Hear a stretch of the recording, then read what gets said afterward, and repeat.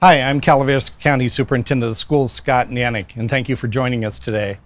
I'm also a Rotarian with the Angels Murphys Rotary Club, and this segment started off being a request of Chris Edgerly from Public Health to ask some questions for our club and to be a guest speaker.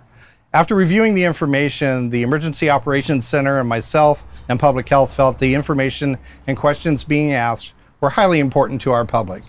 So with that, we're going to get into our session today, and I'd ask Chris to introduce himself and kind of explain what he's doing. My name is Christopher Edgerly. I'm the Emergency Preparedness and Response Manager with Calaveras County Public Health Division.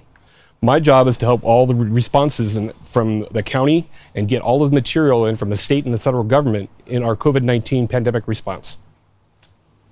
Thanks for joining us, Chris. Thank you for inviting me. We had some people ask some questions which we thought were important, and the first one up has to do when we start moving money around in the county. Okay. And how long does the virus live on money, and is there a good way to sterilize it?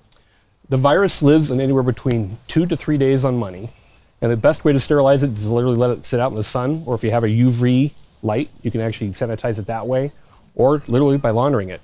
Put it in your pockets and put it in the wash. Through. Yep. Does it stay different on metal coins versus paper? On paper, it stays longer. Metal coins only last maybe 3 to 4 hours. Okay, great to know, especially for our business owners who are anxious to get things going. I understand that testing in the county is extremely limited and basically being reserved for our first responders. Based on the governor's pledge to increase testing throughout the state, what is the status of testing in Calaveras County? The status of testing in Calaveras County is not very limited per se.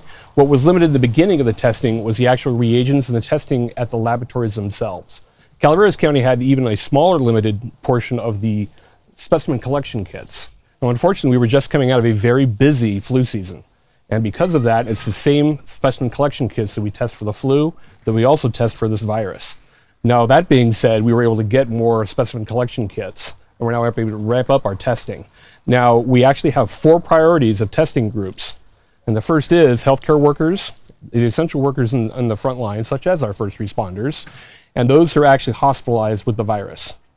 Those are the first people we test. Second priority group is asymptomatic or non-symptomatic first responders, other essential workers that may have been exposed and are waiting on quarantine.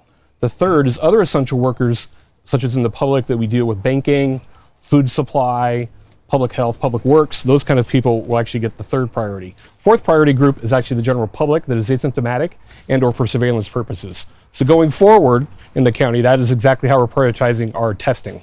As far as their specimen collection.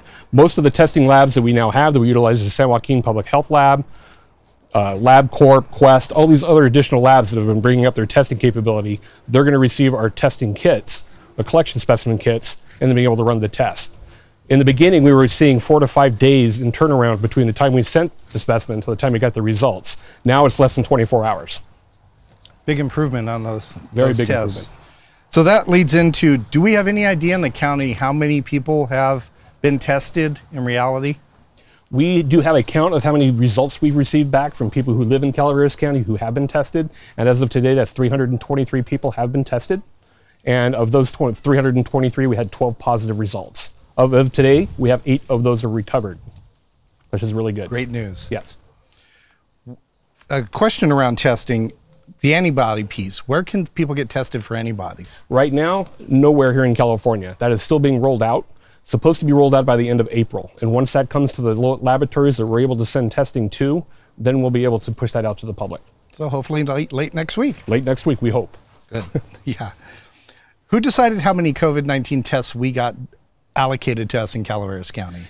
There was no allocation of tests to counties. What happened was a supply chain disruption on the specimen collection kits. So the testing kits that were developed and by the CDC initially and pushed to the public health care labs, there was enough of those. Some of them had some reagent issues and they couldn't use them, so they had to fix that issue. Our issue on our end was the specimen collection kits. Being able to physically take a nasal pharyngeal swab to the back of the nose, collect the virus, put it in the medium, and then send it to the lab. We had very few of those to begin with at Mark Twain Medical Center and the other clinics due to the active flu season. And let me tell you, when you have a very active flu season, you use the same exact testing kit, it's going to run low on supply. So when it came time to order up supply, of course, it had all been taken by other major labs and other major hospitals throughout the United States, especially in the hot spots, Los Angeles and New York and New Jersey. So this one's kind of long, but we had somebody who expressed a concern that they have been told they probably have COVID-19, but to go home and self-isolate, we don't really have enough test kits because you're not in that super high-risk group. How are we ever going to find out how many of those were actually happening in the county and where we're at? Well, now that we're increasing the testing, hopefully we will be able to catch those people. Now, a presumptive positive, which is probably exactly what happened in this case, the person did the right thing, went home, isolated, followed the doctor's orders, and if they got sick enough, they would come back or call their physician, come back to the facility, more likely Mark Twain Medical Center, they'd be admitted and tested at that time. Okay. So presumptive positives, we have a lot of those throughout the county. They're doing the right thing. They're going home, they're isolating, their symptoms are resolving. A lot of them have very little to no symptoms, believe it or not. So how they're getting to know that they actually have it is just basically on slighter symptoms or the fact that they knew somebody that they were exposed to. And that's being followed by the public health departments. Our contact tracing team is notifying some of these people who have been in contact with our known positive cases, and we're asking them to go get tested if they feel they've had these symptoms. Some of them are going without having symptoms, but want to get tested anyway, and we're discouraging that because of the smaller amount of test kits that we had. Now that we've ramped up that, we've purchased a bunch more, we're getting those out there, and we actually start to increase that testing. Great. So part of that tracing thing, if you see a 754 number come up on your phone, you want to answer it? You do want to answer it, yes. If you see a government phone number come up, okay, the 754 is our prefix. If you see that come up on your phone, please answer it. It could be from the public health department, contact tracing, letting you know that you've had a contact with somebody who has tested positive. The next question kind of shifts to the mental health issue, and with beautiful days like this, we all want to be outside as much as possible. What are the ways in which we can help others deal with the isolation of the virus? Reach out to them. If they're your neighbors or if you know them personally, see if there's anything you can get them, any shopping needs, any home needs around the house that you might be able to do and still keep the social distancing and still allow the isolation and quarantine to be in effect. There's a lot of household projects I know a lot of people are doing in this beautiful weather, and who wouldn't, but those who are sick need to remain inside and remain quarantined. So back to testing a little bit. What is our game plan? How are we going to get more testing? Are we talking about a drive-through station at some point? Are we going to reach out to the public?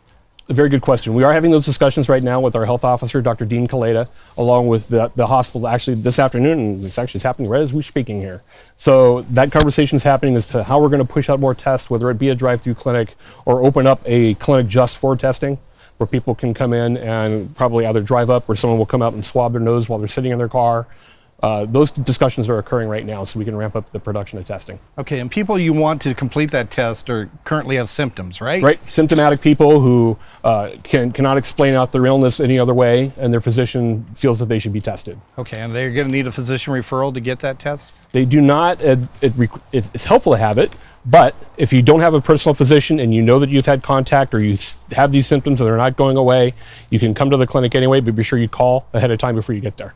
And those numbers will be pushed out on all our websites and our social media. And then speaking of numbers, at the end of this video will be a very important number, and that's the call center. Please reach out to our call center here at Calaveras County so they can answer your questions. They're our frontline contact information, and they can connect you with everybody else in the county that you need for assistance. You can also contact the public health department at 209-754-6460. Thank you very much for your time today. I know you're a super busy guy, so we really appreciate it. My pleasure. A special thank you to Dave Dugan and the Bret Harte Theater Department for doing our video for us today. Great job. Thank you very much. Everybody stay safe, stay healthy, and wash those hands. Wash those hands.